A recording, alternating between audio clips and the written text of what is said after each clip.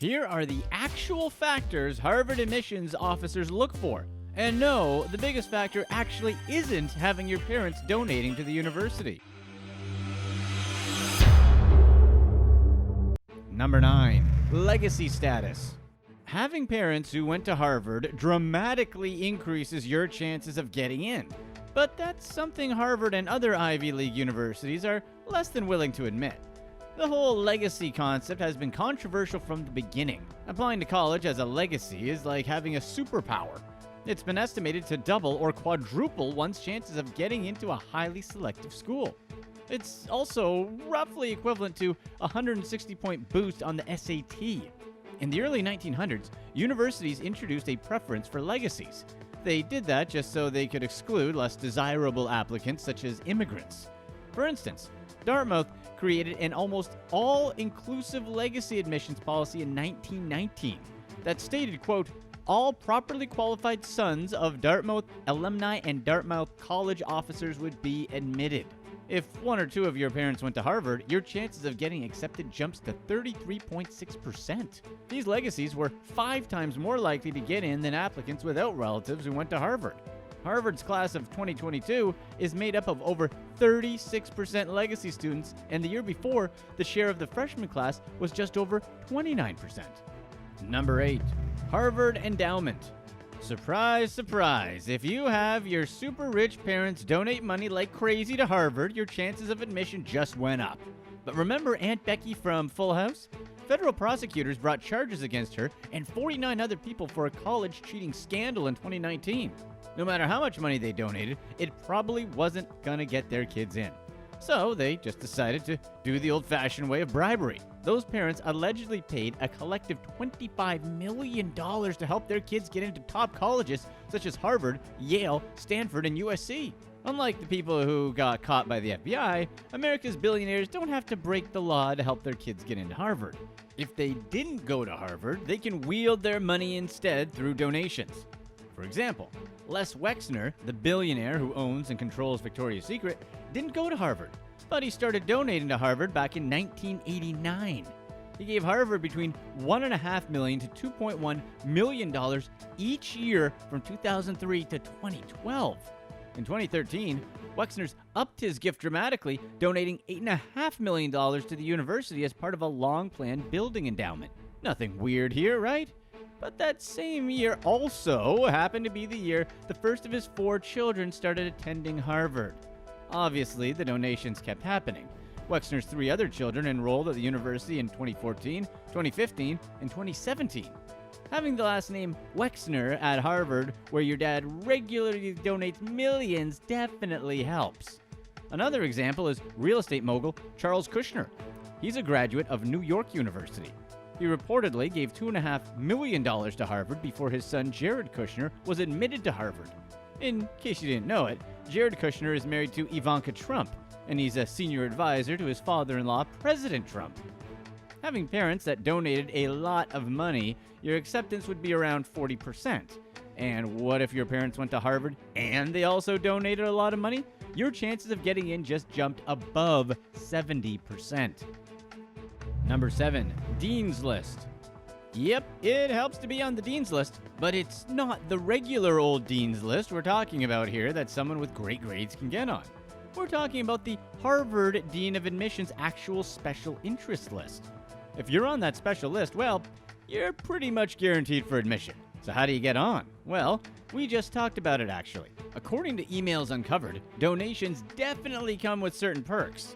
The Dean's Interest List is a special and confidential list of applicants Harvard compiles every admission cycle.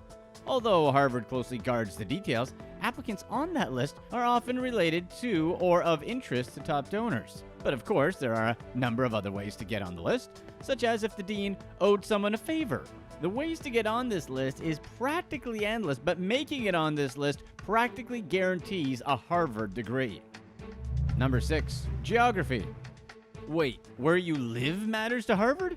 Yep, apparently they care very much about having people from small populations attend Harvard. Every year, Harvard sends out thousands of recruitment letters inviting high school juniors to apply. Who get the letters is based on their PSAT scores and where they're from. Students who apply to Harvard after getting the special invitation are about twice as likely as other applicants to be admitted. These areas are what Harvard calls sparse country. It's 20 largely rural states where relatively few students apply to Harvard. The main reason why Harvard does this is because they want their students to have as much diverse experiences as possible. They don't want all the same students with the same life experiences, and that definitely makes sense. If you're enjoying this expose on Harvard, you won't want to miss our video on the actual cost of some of our favorite things. Number 5, the old switcheroo. When Harvard decides on who they let in, they definitely consider what major you put down on the application. Harvard considers your future major because 1, they don't want too many students with the same interests, and 2, they don't want to be ditched by IT and science geniuses later on. At a time when secondary schools around the country are working hard to offer as many science and tech classes as possible, it turns out that Harvard has a special place in its heart for humanities majors. These kids ensure that Harvard's math and science majors aren't so single-minded in their focus and conversations. Like we just mentioned, Harvard is picky in offering admissions to geniuses who are wanting to become engineers and coders. That's because they don't want to offer admission to those kids only for them to go to MIT or Caltech. If too many of those child prodigies pass on attending Harvard, they'll be left with a lot of last-minute seats to fill. Number 4, personality. When it comes to the process, your personality definitely goes a long way. Harvard looks for more than just excellence and potential in a candidate. And that makes sense because no matter how smart someone is, no one wants to be around a jerk. What Harvard looks for is something called effervescence. This was something that was revealed in the Harvard admissions scandal. In regular people talk, effervescence is someone who's active, positive, and full of energy. Or in other words, Harvard values applicants who are bubbly and not, quote, flat, to use another word in the Harvard admissions vocabulary. Positivity goes a long way in getting into Harvard, and that goes for anywhere in life in general. Who wants to be around someone that's always negative? So basically, don't be a jerk. It shouldn't be a surprise that Harvard wants students who are bubbly and outgoing. At the same time, however, that doesn't mean that being an introvert will work against you. The new guidelines for the class of 2023 caution officers that they shouldn't only value character traits connected to being an extrovert. They should also rank high applicants who seem to be reflective, insightful, and dedicated. Number 3, not just any snowflake. Court documents from the scandal repeatedly show the advantages given to students who've had unique circumstances in their lives. One specific example is Hang Diep. He's a Harvard student who came from Vietnam as a child.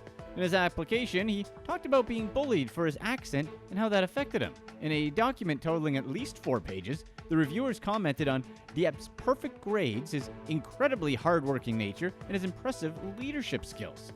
That, and his unique immigrant experience, hit all the check boxes for a successful Harvard applicant. Although you can't exactly easily choose to become an immigrant when you're a kid, what you can do is differentiate yourself with different life experiences. Essentially, the theme is to step out of your comfort zone and be open to new and very different experiences.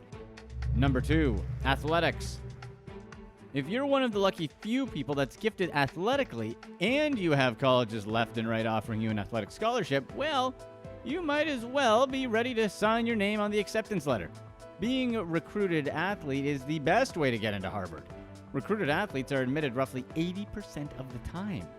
Athletes with the highest or second highest academic rating on an internal Harvard admissions scale have an acceptance rate of 83% compared to 16% of non-athletes. Applicants are rated on a scale of 1 to 6, with 6 being the highest.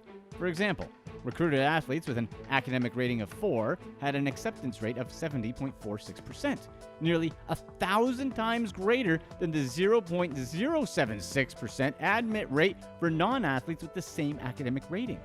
That's how much being an athlete helps. And to be honest, if you're getting scholarships to play a sport, there's really no reason why you wouldn't want to go to Harvard and take advantage of the free degree. Unless you're like a Zion Williamson type where you're for sure going to make a lot of money being a professional athlete, the smart long-term play is to pick Harvard. Number 1, what not to do. So we've gone over what the biggest factors Harvard looks for in an applicant. But what about what not to do? That personal score matters a lot, and it's a measure of a student's character. Harvard gets it through essays, interviews, and school recommendations, and it is crucial in Harvard's admissions process. The majority of students admitted earn top marks in this area. One thing not to do is be boring. Admission staff gave a bland review of an essay from a biracial student who focused on his computer programming experience. However, whatever you do, don't be arrogant. From the court case, there was a story of an applicant who was a math genius. His application got the attention of admissions officers, but not in a good way. In his recommendation letter, his teacher lauded his academic ability, but added that he had no tolerance at all for weaker teachers. Apparently, this guy was seriously considering circulating a petition to have his then English teacher fired. Of course, Harvard did not admit the guy. They also concluded that his lack of extracurricular activities was a problem. Underwhelming personalities can even undermine athletes. There was the case of a girl who had been recruited for the Harvard crew team, but her documented lack of, quote, spark or enthusiasm or any particularly compelling or appealing quality torpedoed her admission chances. And basically, don't not be unique. One of the worst things is to be labeled as, quote, standard strong. That dreaded designation is reserved for excellent applicants who just aren't Harvard material. They're the type of people who had a very stereotypical profile. You know, good grades, class president, president of the finance club. Watch this next video to find out about the real prices of some of your favorite things.